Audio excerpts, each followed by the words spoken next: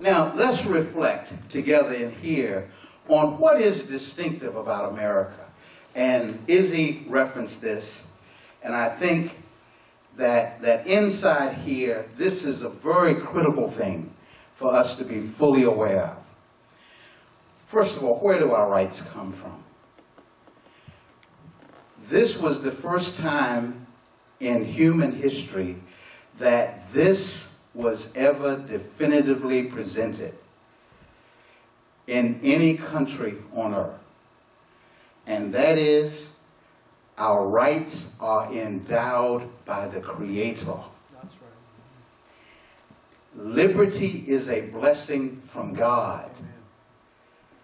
Not the design or the dictate of a king or by the state. This is the first time this was ever indicated, and it was referenced in the Declaration of Independence. We hold these truths to be self-evident, that all men are created equal, that they are endowed by their Creator with certain unalienable rights, that among these are life, liberty, and the pursuit of happiness. This Constitution became a part of what was referred to as a social compact, which actually is a reference that really comes out of the experience between the Israelites and God. So this was an American covenant that was seen at the actual import for its citizens, as was the compact that God made in covenant with the Israelites. That's how important this document was. By the way, it is still today the governing document of our country. It still applies today as it did 250 plus years ago. It is critical. And it begins with the Declaration of Independence as that document explaining where our rights come from. Now that's critical, because it's all about principles. It's an understanding that there are virtues and principles that guide self-governance of a free society. Self-governance of a free society. That this is a government of the people, by the people, and for the people. This is not a government that is inside of a Capitol Hill box from which all dictates come out to the people. You do this, you do that, and you have to follow everything that's said. No.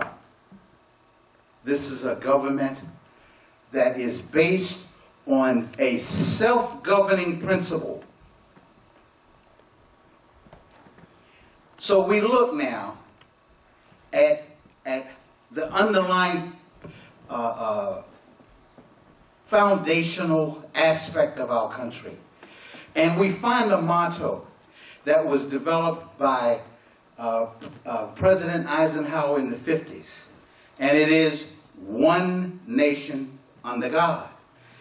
Now that's an interesting reference, because what he was doing was looking across the landscape and seeing all the different complexions, all the different peoples coming from all places throughout the world, and he recognized that what is it about our model? What is it about America that allows us to have cohesion between blacks and whites and Hispanics and Native Americans and the other races and cultures and nationalities that have immigrated to these shores? What allows for that? I'm going to bring you to one of the signers on the Declaration of Independence. And this is Benjamin Rush, that talks about the foundation of this republic. When he says, it is laid in religion. Without this, there can be no virtue. And without virtue, there can be no liberty. And liberty is the object and life of all republican governments. This is a very critical statement, extremely critical. I'm going to restate it in more simple terms. Liberty requires virtue. Virtue, that's an ethical framework for self-governance. That's the bedrock of my personal belief system.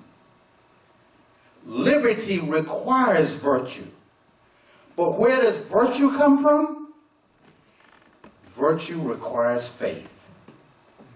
Virtue requires a religious orientation in order for us to have behavior that can be self-governing. This is critical, ladies and gentlemen. The American dream is therefore about ideals and principles. It's on the foundation of shared values. E pluribus unum, that Izzy referenced earlier. How do you have out of many one people? Out of many different cultures and races, how can you have one people? You can only do that based on shared values. In other words, I have to have respect for the mother, the daughter, the female, the wife. I have to have the respect that is founded on virtue, ethics, morality. And that value that I exhibit has to be exhibited by Dr. Murray, by David Hernandez, by Benny Bernal. We all have to have that shared value as we respect the birthplace of a people.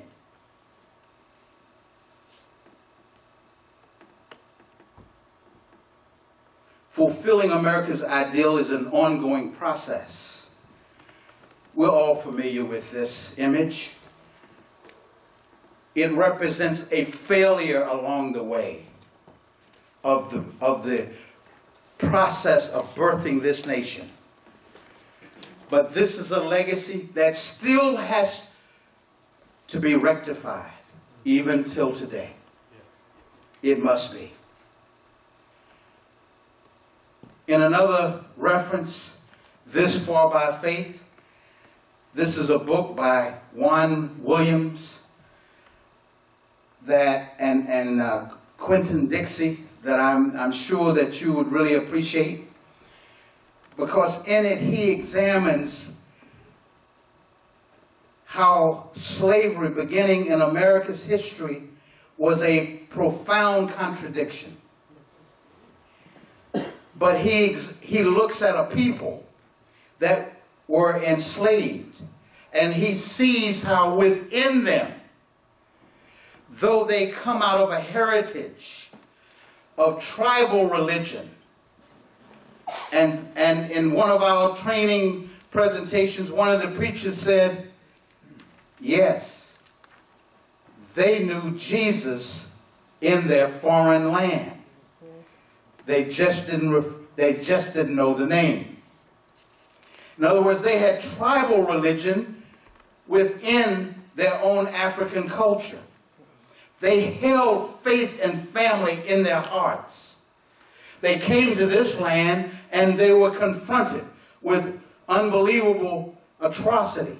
Arriving on ships named Brotherhood and John the Baptist, slaves who had previously embraced their tribal religions in their home countries faced the Christianity of their captors. Africans did not simply adopt the religion of the European colonists. They used the power, principles, and practices of Christianity to blaze a path to freedom and deliverance. Ladies and gentlemen, this is a story beyond all stories. And you need to reflect on that just a moment. How is it, Benny, that an African slave being confronted with the religion of the captor, of the slave master, that on Sundays would bring this book out to the gathering of his family and slaves, and on Monday bring the whip out? How is it that those individuals somehow end up embracing that book and embracing that religion? There's only one way to answer this, and there is a God on high that worked through that Prince of Peace, that spiritually gave an underpinning of fervor and fire within the hearts of those that were enslaved, but recognizing that inside this power, there's a power of liberation yet. But it didn't just refer to a liberation in the hereafter. They used it as a fire under them for right here to begin a program. These are people that should have never survived, Benny. How are you going to survive the Middle Passage? How can anyone survive the Middle Passage? You can't do it. How can you survive what they went through on this land? Therefore, the conclusion is this, Izzy. If there was ever an American that deserved to be a citizen of this land, waving the red, white, and blue, standing tall on these shores as an American, it is these people. And by the way, when I look at my brown brothers and sisters, I see a story as well. That's right. I see a story as well. How did you survive such process? There has to be an answer that does not come just from man. Brothers and sisters, we have a lot of work to do. We have an American dream and an American process that took us through some very, very significant times. And in the midst of those times, there were faith leaders that stood up and became the conscience of America. That's who did it. Reverend Jackson, it was the faith leaders that stood up and became the voice of conscience for America, even in its darkest hours, in its most challenging time. And ladies and gentlemen, I'm just going to give you this brief message now. That's why you are in this room today. I know you had to give up a lot of things that you might would do otherwise. But you're in this room today because you are the voice of conscience of this land. I want to talk to you just for a few minutes about a clear and present danger to our religious liberties.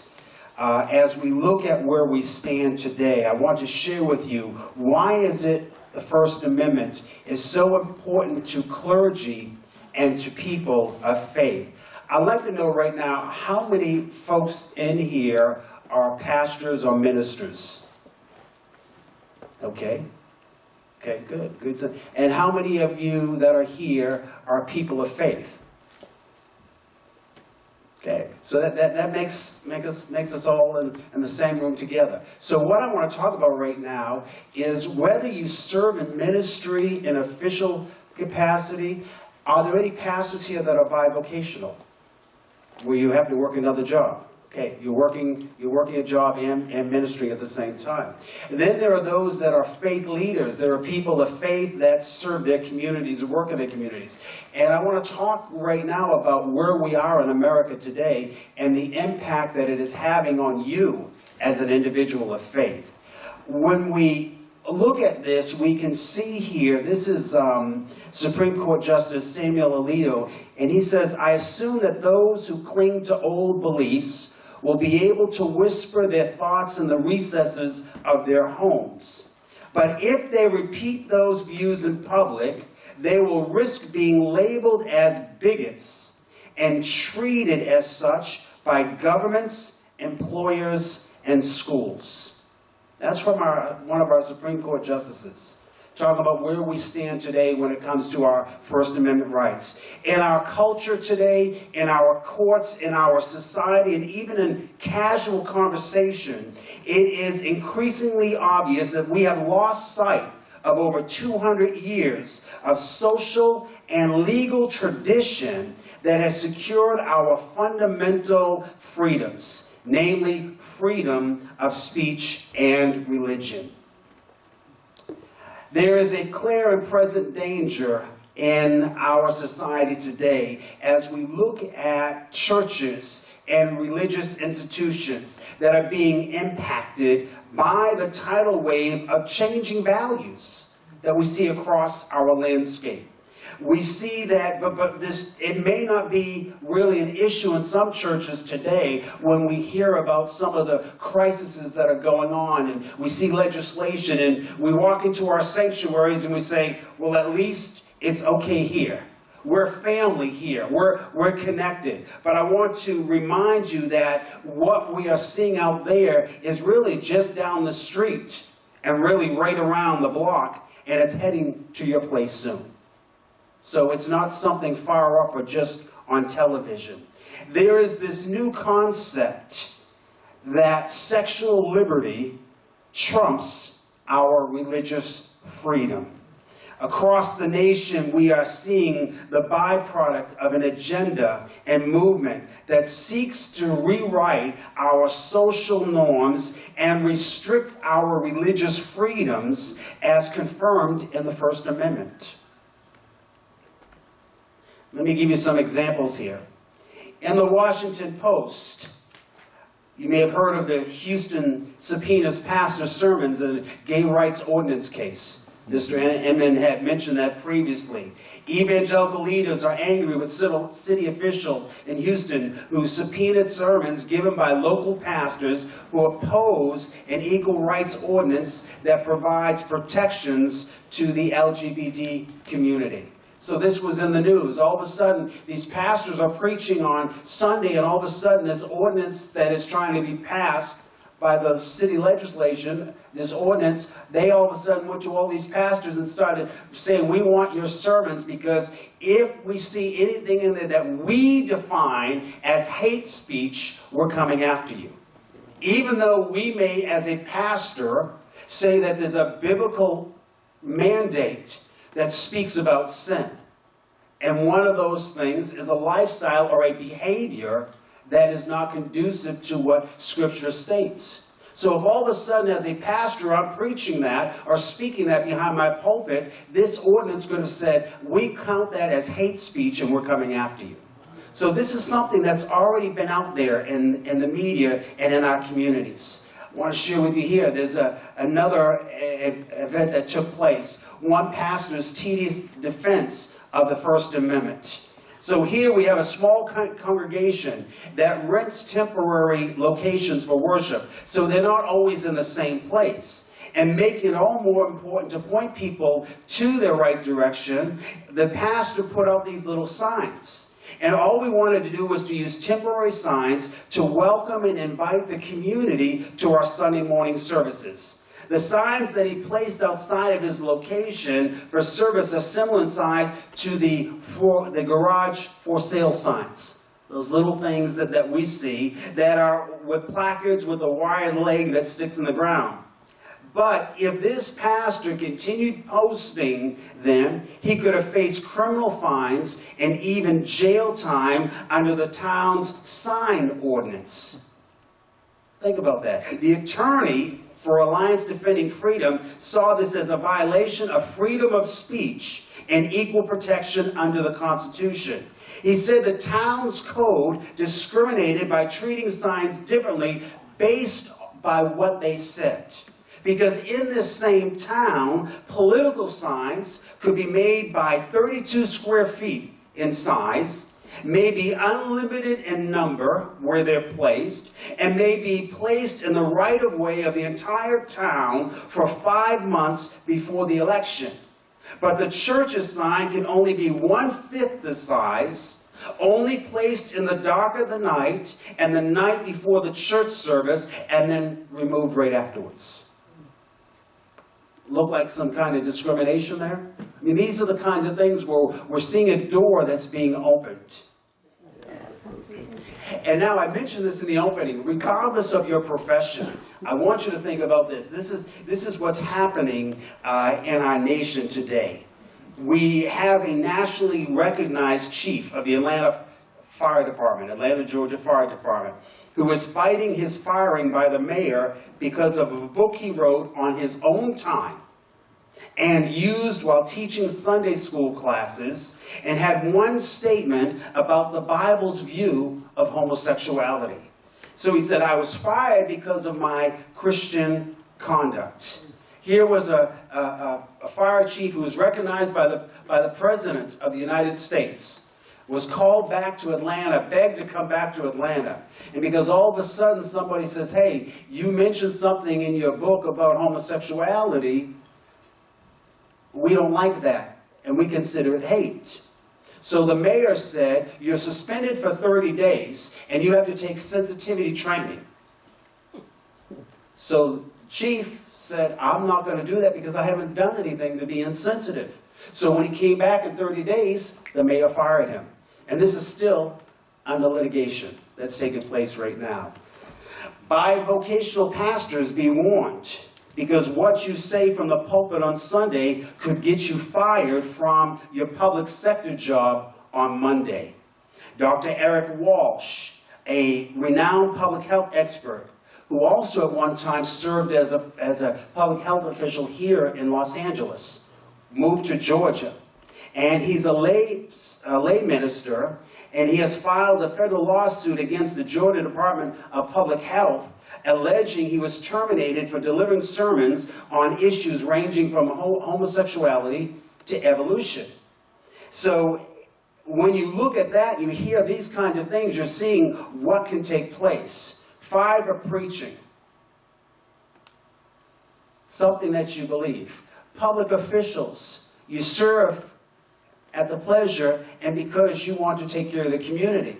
And all of a sudden, now that opens a door for them to come to you and say, this is what we require of you. You cannot demonstrate your faith in the public square. But that's who I am. I'm a Christian, or I'm a Muslim, or I'm a Jew, or I'm a Buddhist, whatever it is. There are fundamental universal principles that connect everyone together. I mean, every major faith tradition believes in the sake of life, living for the sake of others. And all of a sudden we're being told, you can't speak that way. There was a Muslim flight attendant who, she does not serve alcohol. So she would make an arrangement as she would push the cart, and she would let the other flight attendant agreement would always, if somebody said, I want a scotch and water, the other flight attendant on the other side of the car would make the scotch or the water, and she would take care of the sodas. Well, one day she goes to work, and the other flight attendant says, I don't like that, you're discriminating against me. And she lost her job because she refused to serve alcohol because of her faith. So when we look at this, it's not just about being a Christian, it's about being a citizen of faith in the United States of America. And how do we protect those rights? In your notebooks, there's also, after tab 2, the outlines for these, there's also a listing of 36 other examples of religious liberty assaults. But that is by no means the total. But this is just a sampling of what is taking place around the nation. And I also want to share with you, even when we're seeing this, we're seeing some things that are coming across the wires every day. And there are some things that just happened recently. We're all pretty much aware on the news about the transgender issue that's coming across America and North Carolina. And when we look at the transgender issue, it's talking about the rights to be able to use the bathroom where they feel that that's the identity that they are connected to, that they feel. But it says it's bathrooms and locker rooms. We hear about the bathrooms, and a lot of people say, well, most bathrooms, hey, if somebody walked in and they're dressed a certain way, we're not going to make a big issue of it. But what about locker rooms? When all of a sudden our president has made an announcement to all public schools that you've got to make sure that all the bathrooms are gender neutral. And by the way, this is what I'm requiring of you, and if you don't adhere to it, then you may lose federal funding. That's a mandate that he's put out there. So how would you like to have a young son or daughter in middle school or junior high, that they go into the locker room to change for gym or for sports, and all of a sudden somebody of the opposite sex, biologically, walks in and says, well, I'm the same as you up here, but biologically I'm not, and they then completely disrobe. As a parent, how would you feel? See, these are the kinds of things we look at.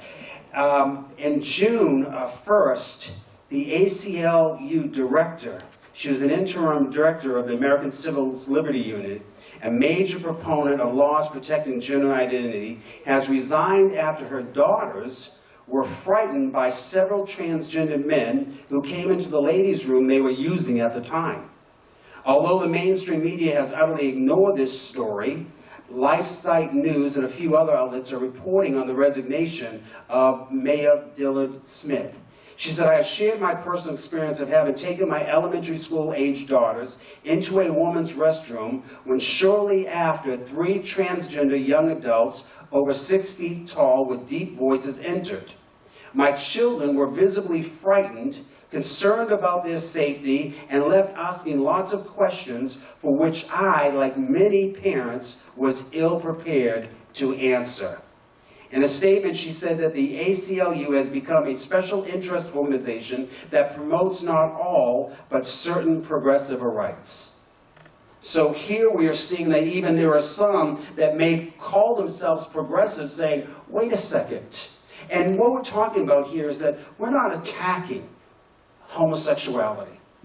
I'm not attacking that. The First Amendment void is not. What we're saying is that as a citizen of America, I have protections under the First Amendment for my religious freedom.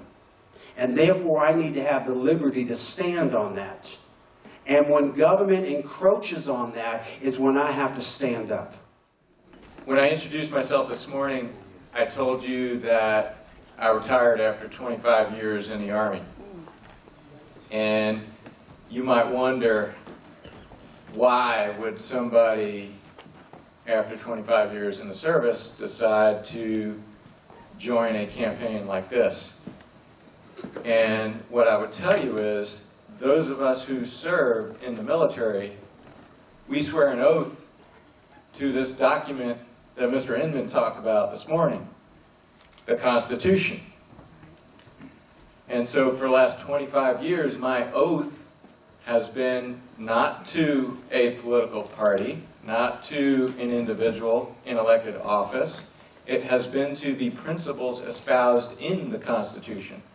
And so it's a very natural segue for me to continue to work on those ideals and help educate and advocate on behalf of those ideals. Now, advocacy is a dirty word in the military. That's, the military is all about conformity.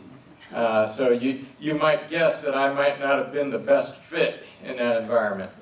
But I will tell you, I feel passionate about service, as many of you do. And this is just another way for me to continue to serve out of uniform now, right? But still toward those same principles that I've spent several decades now focused on. The other thing I would note is that you might say, well, it's interesting, I'm a former infantry guy, but I'm running around with a lot of pastors and clergy, right? How's that work? Well, in my last church back in Virginia, my pastor asked me to give a testimony. And the title of my testimony was, "There are no atheists in combat." Let me tell you, when the chips are down and you got 20 soldiers in a circle talking about what they're going to do when they go outside the wire, which we did pretty much every day. I spent 40 months in Iraq, by the way, so it was, for me, it was routine. I know it was stressful for my family. But when you come together and you're getting ready to go out there into harm's way, and the chaplain comes over and he puts his hand on you. Is this okay if I put my hand on you? Thank you, ma'am. And he blesses you. That spiritual invigoration is important in those environments and in that climate. That is critical and fundamental. And I think that's just a critical component of what helps soldiers come back and then reintegrate back into society. And so if they've had that spiritual nurturing and nourishment, then that's something that allows them to adapt well, I guess, as long as they come back to a faith community. So it's a natural thing for me to want to be a part of the First Amendment voice and to join the chorus of voices who are expressing concern about the freedoms in the First Amendment and whether or not they are being withdrawn from us. And so that's what this is all about, is about understanding those. So I'll broaden the scope a little bit here for probably the next 15 or 20 minutes. Feel free to ask a question if there's something that you want to comment on. That's fine. And we will we'll focus on these broader ideas. So this man, Thomas Jefferson, wrote to the founding fathers, or one of the founding fathers, who wrote and thought that this idea of freedom of religion, in particular, embodied in the First Amendment, was one of the most important aspects of that document, the Constitution, because what it does is it, as he said, protects the rights of conscience against the enterprises of civil authority. And what does that mean? That means the enterprises of the government writ large. The founding fathers were very concerned of ceding too much power to government. And so what the Constitution does, the Constitution itself is the framework and structure of that government. And what it does is it divides the government, right, into different parts. And actually it's really an acknowledgement of human nature. And they wanted to be optimists about human nature, but they understood, as Mr. Inman talked about, our failings, right, our shortcomings. So the document is idealistic in nature, it's aspirational. We would like to get there, but we know that at the end of the day, we're all just human. And so we make mistakes. And so what this document does is it structures a form of government that allows the competition of interests to play out in the public sphere. And what that does is it prevents any one individual from accumulating too much power. And it keeps us all in alignment. And so that's what we're going to talk about, and that's what Thomas Jefferson was mentioning to the New London Methodists there. So what's the First Amendment say? There are actually 5 components to it, and I will bring these up, and this is actually what it says, all in one blurb, but broken down in those components, right? And so you've got freedom of religion in there, you've got freedom of expression, you've got freedom of the press, you've got freedom of assembly, and then the right to petition the government for grievance and make changes as a result of all of those previous rights, right? And that is the essence of the First Amendment. And so any of our communications that you'll see, we actually will keep that really in the forefront. And you know, those are in your notes too, so you can think about. But really, this is a very complex set of freedoms as well. There are no easy ideas in here because some of these freedoms can be in conflict with each other sometimes. Some of the freedoms are more important than to some members of our society than others. And so that's why tolerance and inclusiveness is so important. It's being willing to sit down at the table and hear somebody's different opinion and at least respect that and ask that they respect your opinion. And this is something that seems to be missing from our dialogue in many, I've spent a lot of years in DC. It's disappointing to watch some of that divisiveness. So, these are just normal things in a democracy, and just because somebody wants to attend a rally, it doesn't give us the right to interfere with that. We can challenge those ideas with ideas of our own, but we don't have the right to assault people because we don't believe in their ideas. That's not what we value. And so the First Amendment, as you can tell, if you look at those very different freedoms that are in that amendment, they can come into conflict with each other. And so that's part of the complexity of dealing in this space. And so you might see different ideas in some of the newsletters that we put out about freedom of expression, for example. There are people out there who are working in this space, and we feel they're doing great work to help protect freedom of expression on college campuses or in faith communities, so that pastors don't feel like they're being muffled and they're not able to speak the name of Jesus at the ceremony for the LAPD, for example, as somebody mentioned before. So what's the purpose of the First Amendment? What does this do? The Constitution created the structure of our government.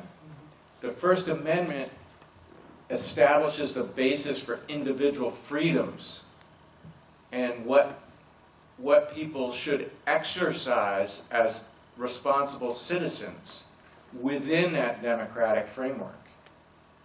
And so this was why Jefferson felt it was the most important. Many of the founders felt this was the most important. And freedom of religion is the first one mentioned in the First Amendment. It's the first of the first. And so the purpose is to protect that freedom, because what our founders did was they created this model of governance that was very unique. And as a result, they needed to make sure that the people understood their role in that process, because if they didn't have that moral compass, or if they didn't understand their rights and exercise those rights, then the founders acknowledged that the entire system would break down. It's only meant to function by an active, moral people. And if that's not the case, then we've got big problems. So, Alan mentioned earlier this morning that this radical idea, very different than what was previously thought, right? That God has endowed these rights, not government. So I'm going to show you a little schematic. How many visual learners do we have out here? Usually it's like 70% of people are visual learners, right? So I'm going to help you out here. This is the old model, right? And the old model was if you were king of, pick a country in Europe, you were bestowed sovereignty from God, and then you would pass down a little bit of that sovereignty to the royal subjects. And there was a lot of religious persecution going on in countries that operated under this model. Many of the founding fathers and others who came over from Europe and elsewhere were fleeing this model. And they understood that there was a different form of governance. And so this was called divine right. And what the founders said was, this is wrong. They said it's not the correct way to think about government.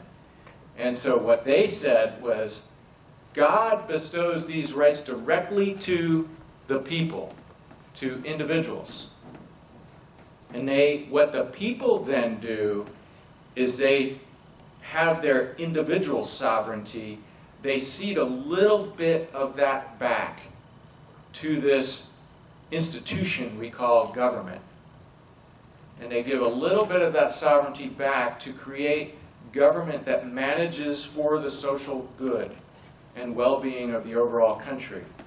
And so what that looks like when you look at that, I'm going to go up to the next schematic, is you've got rights endowed by the Creator, and then what the people do is they create the legislature, the executive branch, the judicial branch, and we also have another level of government at the state levels, which is responsible for functions that many of you are aware of or probably operate within. And then we have local levels of government as well beyond that. And so this was a radical philosophy of the time. This was not how most countries did business. And that's why it was so important. Absolutely. And so different levels of governance are responsible for different functions. And there's friction between levels of government. I mean, we're seeing that right now. There are 11 states sued the federal government, 2 weeks ago? Yeah. Because of the decree about bathroom rights, where the government was actually suing the state of North Carolina. That's normal, actually, that there is friction between levels of government. But we should be cautious about allowing the federal government to accumulate too much power at the expense of the states, because it's essentially drawing power away from the people. And ultimately, we should really be worried about a citizenry that exhibits ideas of victimhood, right, or entitlement, and not one of empowerment and exercising their rights. If we want the federal government to fix all our problems, we've got a big problem. Because ultimately it's going to figure out a way to do it, and it's going to grow larger and larger, and before we know it, we'll have a police state on our hands, and none of us will have any rights. And so that's something that we really need to watch out for, and so we should empower, local levels of government to manage problems within the context of what they can handle, and only ask for help when they need it.